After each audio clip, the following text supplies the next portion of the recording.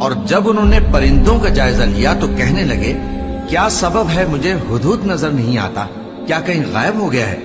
میں اسے سخت سزا دوں گا یا ذبح کر ڈالوں گا یا میرے سامنے اپنی بے قصوری کی واضح دلیل پیش کرے۔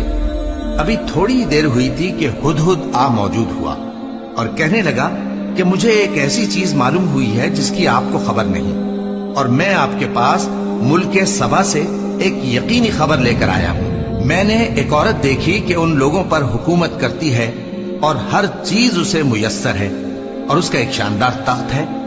میں نے دیکھا کہ وہ اور اس کی قوم اللہ کو چھوڑ کر آفتاب کو سجدہ کرتے ہیں، اور شیطان نے ان کے اعمال انہیں آراستہ کر دکھائے ہیں اور ان کو رستے سے روک رکھا ہے، پس وہ رستے پر نہیں آتے اور نہیں سمجھتے ہیں کہ اللہ کو جو آسمانوں اور زمین میں چھپی چیزوں کو ظاہر کر دیتا اور تمہارے پوشیدہ اور ظاہر اعمال کو جانتا ہے، کیوں سجدہ نہ کریں؟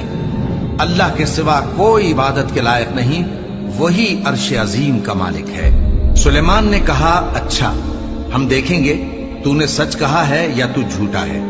یہ میرا خط لے جا اور اسے ان کی طرف ڈال دے، پھر ان کے پاس سے ہٹ جانا اور دیکھنا کہ وہ کیا جواب دیتی ہیں۔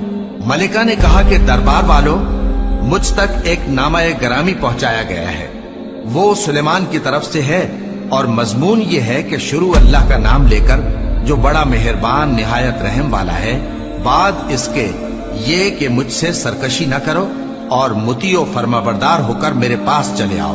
خط سنا کر کہنے لگی کہ اے اہل دربار، میرے اس معاملے میں مجھے مشورہ دو، جب تک کہ تم حاضر نہ ہو اور صلاح نہ دو میں کسی کام کا فیصلہ نہیں کیا کرتی۔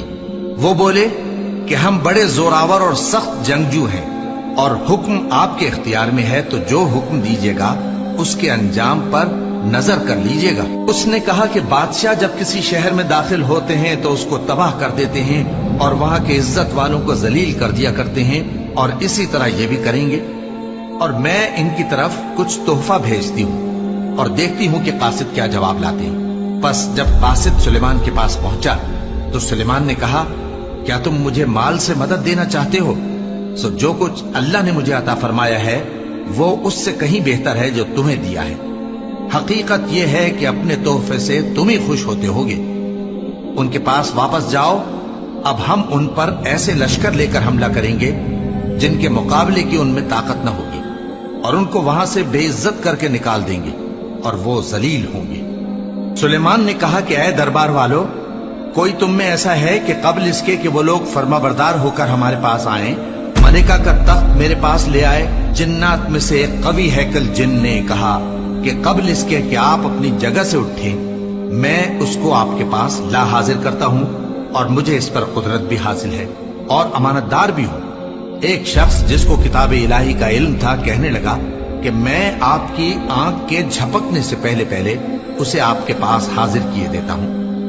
جب سلیمان نے تخت کو اپنے پاس رکھا ہوا دیکھا تو کہا کہ یہ میرے پروردگار کا فضل ہے تاکہ مجھے آزمائے کہ میں شکر کرتا ہوں یا کفران نعمت کرتا ہوں، اور جو شکر کرتا ہے تو اپنے ہی فائدے کے لیے شکر کرتا ہے، اور جو ناشکری کرتا ہے تو میرا پروردگار بے نیاز ہے، کرم کرنے والا ہے۔ سلیمان نے کہا کہ ملکہ کے امتحان عقل کے لیے اس کے تخت کی صورت بدل دو، دیکھیں کہ وہ سوج رکھتی ہے یا ان لوگوں میں سے ہے جو سوج نہیں رکھتے۔